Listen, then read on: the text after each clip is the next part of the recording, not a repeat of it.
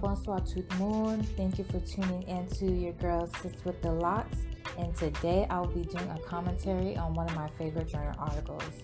And it's called After 75 Years of Magic, Disney Answers Its Critiques, Rewrites African American History, and cashes in on its racist past. I'm so excited to get into this article and really talk about what the author wrote and just really go in on Disney. But before I get to do that, I'm going to give a little bit of brief description about the professor who wrote this article. The professor who wrote this article is Professor Richard Mbrough, and he is an associate professor of ethnic and racial studies at University of Wisconsin-La Crosse. He specializes in areas such as sports, film and music, and health. He earned his PhD and his master's degree from the University of Iowa, and he earned his bachelor's degree from Dartmouth College. This is not his only work. He published several articles, and some of them include the New Negro Arts and Letters Movement among Black University Students in the Midwest, 1914 to 1940.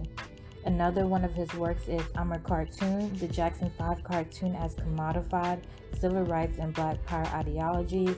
And another one is Fairy Tales, None of Them Come True, analyzing selected Black animated fairy tales from Cold Black to Happily Ever After.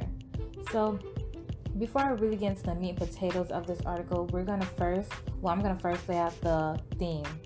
On the theme of this article, it explores the representation of the historical intersection of race and gender in Disney's Princess and the Frog and Black women in animated films, specifically in the United States. Just a little fun fact, y'all. Princess Tiana her name wasn't Princess Tiana at first. Her name was actually going to be Maddie, and she wasn't going to be a waitress. She was supposed to be a domestic servant, but as they continued to do the word progression involving Princess and the Frog, it was a little bit too close to being the stereotypical role of a Black woman, because for those who don't know, Black women oftentimes were referred to mammies, those who pretty much clean after white people's asses and stuff like that. And her being a domestic servant, it was like, no, this is a film that was supposed to portray Black women, Black mothers in a positive light, and that's just to go back and put them in a stereotypical role. So, Disney had to go back to the drawing board and fix that. But that's just a fun fact for some of y'all who didn't know. But in this article, Professor Mbrough, he divides into three subsections where he talks about three main points. I'm just going to give a brief description of it, but I'll go into more details later on. The first section is absence of African American women and mothers. The second section is denial and diluted African American history. And the third section is how Disney uses Princess and the Frog as reconciliation. So the first main point that he writes is Disney attempted to answer criticism about the absence of African Americans and mothers in its films, the presence of physically over-sexualized and emotionally prince-dependent maidens in distress. So before Princess and the Frog before it was released, Disney was already being criticized about the Disney Princess franchise line. The first major critique was, when are we going to receive a Black princess? Like, when are we going to see a princess that my Black daughter can really look up to? How long do we have to wait to get a Black princess? So it's really pushing and putting, the Black community putting their foot on Disney's neck, and was like, okay, y'all, how many years y'all been in this game and we still don't have a Black princess? It was like, okay, y'all need to tighten up. And then the second point was how in the princess line, the princesses were always being sexualized. They're always being dependent, and they were always being like eye candy. So with these two major critiques, Disney was already trying to use Princess and the Frog as a way to combat these major critiques, just to lay that foundation for you guys. In this article, Professor Mbrough, he actually but he lays out a great point that I didn't know and I actually found very interesting. But in his article, he states how the civil rights movement, the Black Power movement, and the women's era actually helped Black men and white women significantly in increasing and getting roles in TVs and animations and films and movies of that sort. And unfortunately for Black women, they weren't able to receive many of those advantages compared to white women and black men. And that was something I didn't know about. And it was just like, really, so it was kind of like almost hypercritical, like, you know, black women trying to get equal rights and they don't benefit from this movie.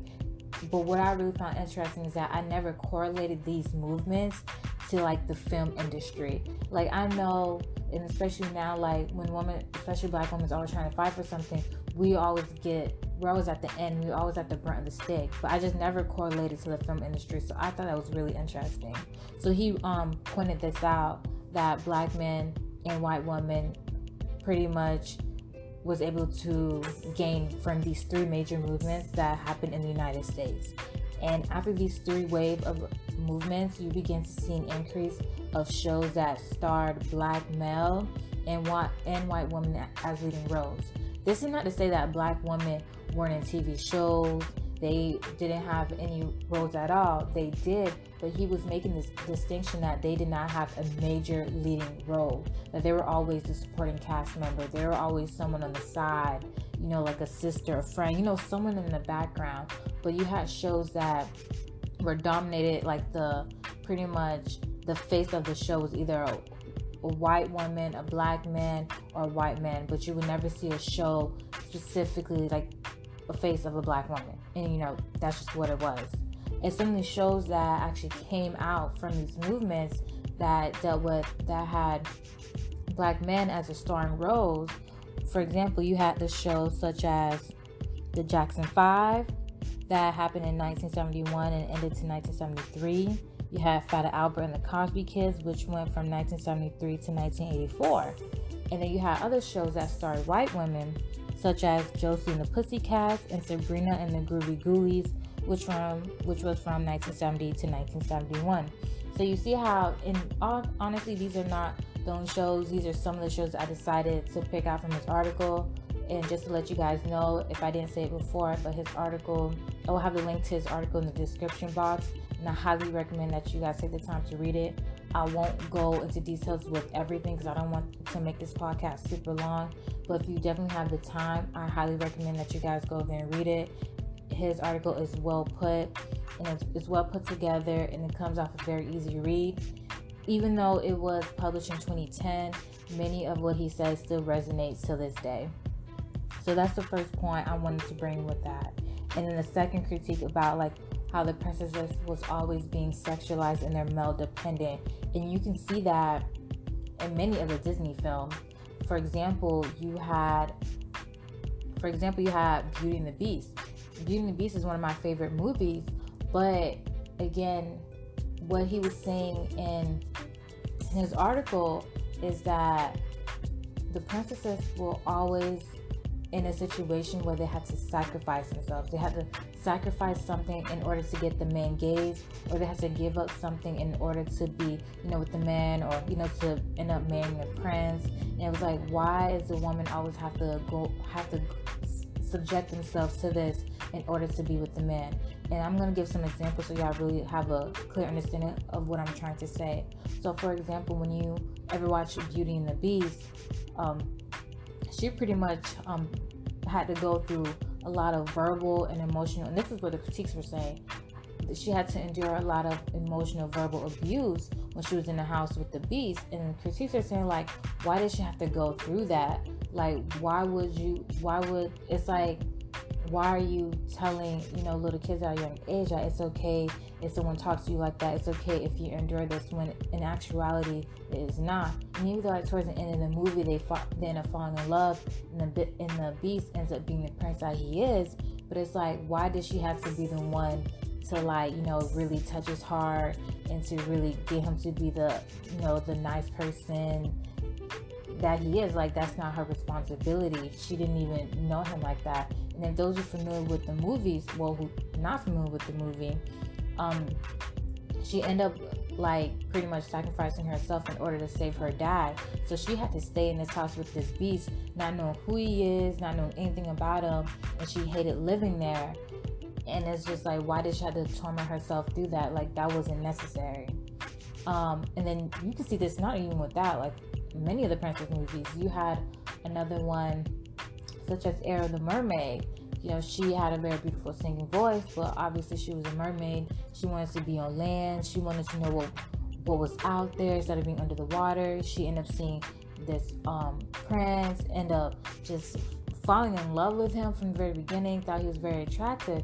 But in order for her to be on the land and for her to like get his attention, she had to give up her voice. And so it's like, why does she have to give up her voice? I mean, so it's like, why are the women constantly giving up something in order to get to the man? You see what I'm trying to say? Like, and this is a continuous formula with the Disney princess film, and he actually writes this in his article, and I'm going to say this verbatim, but according to film and media scholar Amy M. Davis, Disney animated features cast three types of heroines. First, the princess who's motherless and royalty by birth through her father or marriage to a prince. You can think of it as Cinderella. You have the second one. She's a good daughter, a young woman who's very loyal to her father, but her father tends to be naive. What I just mentioned earlier, you can think of Beauty and the Beast fits this perfect description. And then you have the third formula is someone they consider a tough gal, someone who's strong, brash, confident, has to overcome disadvantages, but leaves the audience in no doubt that far from needing or even wanting a man. A perfect example of that is Mulan. I love Mulan, y'all. Like, that is one of my top Disney like princess movies. And in the movie, like, her family's always pestering her, like, you know, when you're gonna get married, when you're gonna have kids, and you know, she didn't want to do that. She wanted to go out to war. It's like, you're a woman, you can't do that. So she ends up disguising herself as a man.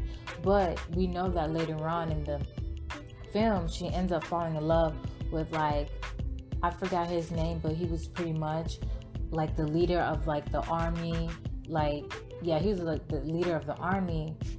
So it was just like, even though she was a tough gal, she became like, she represented being self-independent. Still, they're always still leading with a man. And it's like, so that was one of the critiques. So with these like three different formulas that Disney had, Princess Tiana actually embodied all three of those. Obviously, you know, in the Princess and the Frog, her father died, so she was end up being fatherless rather than motherless. She was loyal to her mom, and even after her father's death, she continued to be persistent on having ownership of the restaurant. And as we can see in the film, we can see she's very independent. She can take care of herself, but we still see it towards the end of the movie. She ends up still being married to Prince Naveen, and it's kind of like, this is my take on it, especially when it comes to the princess movies and stuff like that. It's like, in order for them to be a princess, like, they have to be married to a prince. That's just it. So that's what, when I'm seeing some of these critiques saying, you know, they're always still having to be with the man, it's still always like them doing something with the man. To me, it's like, well, it's been set up for them in order to be a princess, they have to be married to a prince. That was like my take on it, but that's just like the formula that Disney always set up. And another point I want to mention is, so with Princess and the Frog, the 3 points. So with Princess and the Frog, Disney, in my opinion, Disney was trying to do their part on making sure it didn't fall into the stereotypical Disney princess film. But I mean, still, it had Princess and the Frog still has some issues, and I'm definitely going to go more into depth about that in the second point, which Professor Bro mentions, and this is his second point. Representations of animated Black women in history of film and Disney's rewriting or sanitizing of African American history and denial of its and our nation's racist past. In my opinion, overall, Princess and the Frog was a good movie, but in this part, he is really zoning in on how Disney really could have done a better job on doing their due diligence on when it was discussing like the historical events and historical significance when it came to the film. Because you have to look at it, the film was set in New Orleans during the Jim Crow era. So a lot of things are happening during that time, and some of the things that Disney was portraying in the film, in actuality, it couldn't have happened. But then another side of me is thinking as well, when you're making a film, you have like an hour, 2 hours. Try not to do 3 hours movie. There are some 3 hours movies, but very few. So it's like you have a lot of information that you are trying to pack in a 1 hour, 2 hour film. You're not going to pack everything in there. You still need something that's going to have a consistent flow and also keep the audience attention span and not lose them. Make sure they're engaged.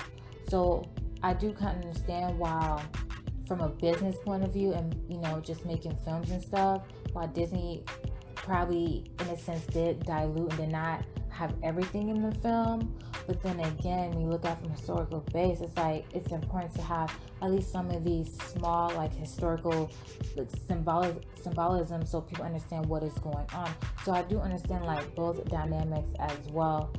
But in my opinion, watching it, when I was watching the film, like I felt like Disney was wasn't being direct enough when it was including some of its historical significance. It was just kind of subliminal, like very subtle, not direct. And some of those examples include, my first example, and he also mentions it in his essay, is that there was a scene in Princess and the Frog when it says Wilson elected, and this was notifying the audience that President Wilson was just elected, and he served 2 terms in the United States. And I remember seeing this, but I honestly thought it was just something part of the film. But if you're someone who knows about your history, U.S. history, African American history, or someone who's just knowledgeable about the events that's occurring during Jim Crow era, specifically New Orleans, you will probably have a better understanding that when you've seen this, when you see this section of the film, you know, like, okay, this is the time frame that we're going, that the events are occurring, and this is what's been going on in the United States. But for those who are not very educated or conscious of what events are occurring when, they don't think anything of it. And anybody who just in case those who are not familiar with President Wilson, he just wasn't it, to be honest. Like, Black people was not very fond of him. He was not very progressive. I mean, there were Black people who did back him up, but there was still a lot of things he did not want to do for the Black community. When I mean like progressive wise. So that was another issue as well. But those who are not educated, they don't think anything of it. Like, I was really young when I first saw this, and I remember seeing it and I didn't think anything of it. So that's why I was just like, oh, it was whatever. But now that I got older and went to college, I started understanding like, oh, this is what it meant. And this is what should have been going on, or this is what was going on during this time frame. And not everybody's gonna be conscious when they see that when watching the film. There was another point when there was a section in the film where they were having like a ball, and that's when Prince Naveen was supposed to come, and it was pretty much like, I think it was around like Mardi Gras, so a lot of things was going on, and Princess Tiana was there because she made some of the food, and she ended up meeting the Fender's brothers, and the Fender brothers told her that a little woman of your background would have had her hands full trying to run a big business like that. So those who didn't watch Princess and the Frog, Princess Tiana, she had a dream of owning her own restaurant. So she's a waitress, and she's been saving up her money, and she had her eyes set on this one building. She loved it a lot. She's been saving it up, and literally in the blink of an eye, like, her dream to own that building was gone. And this is where you can say that Disney attempts to talk about race and gender in the film. And just to sum it all, like, the Fender's brother was just telling Princess Tiana, like, listen, you're a Black woman, there was no way you could have gotten that building, because they end up selling that building to a man.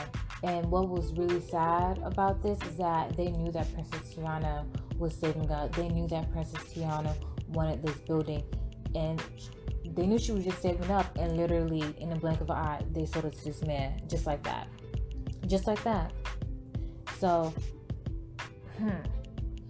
But for those who don't really know what's going on, you probably just might, oh, okay, it's whatever. You might just shrug it off. And I remember when I watched Princess and the Frog, I watched it alone because I waited until it was on DVD.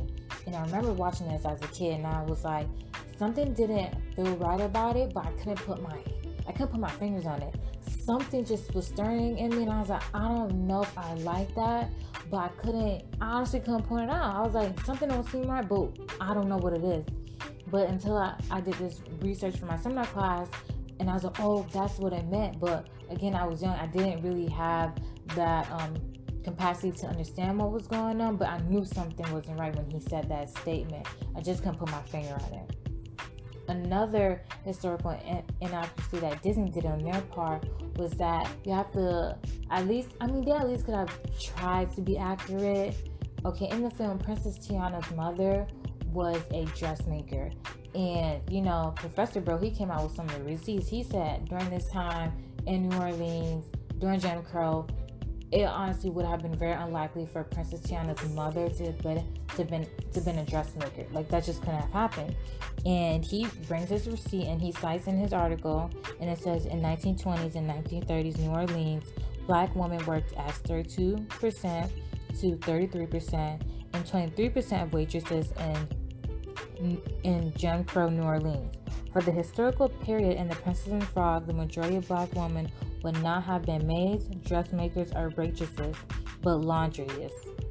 That's what he says, and he cites it from the U.S. Bureau of 1920 and of 1930. So he did show, like, historically, it wouldn't have made sense.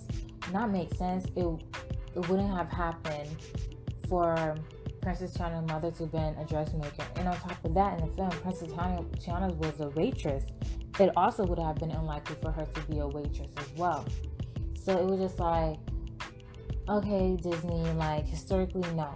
But then, as we know from the other Disney princesses movies, such as Pocahontas, Aladdin, Mulan, where some of these were based on true story, and obviously Disney did it very loosely based on real stories. So it's like, for me, I'm thinking of it like, I know it's not going to be accurate 100%. I just know that because, again, Disney, from a business point of view, Disney is making a film that's targeted towards kids, but it's also a family-oriented movie. So they're like, okay, kids also need to stay in tune. Kids need to stay engaged. Kids need to like this movie and encourage their parents to watch this movie. Not only this movie, but other Disney movies as well. They need to have, they need to give.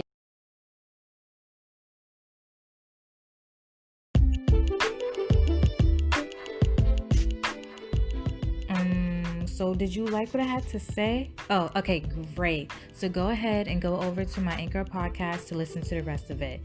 And don't worry, you don't need an account to listen to it. And if you don't have Anchor, that's fine because it's on Spotify, Apple Podcasts, Breaker, Castbox, Google Podcasts, Overcast, Pocket Cast, Radio Public, and Stitcher. So I'll see you over there. Bye.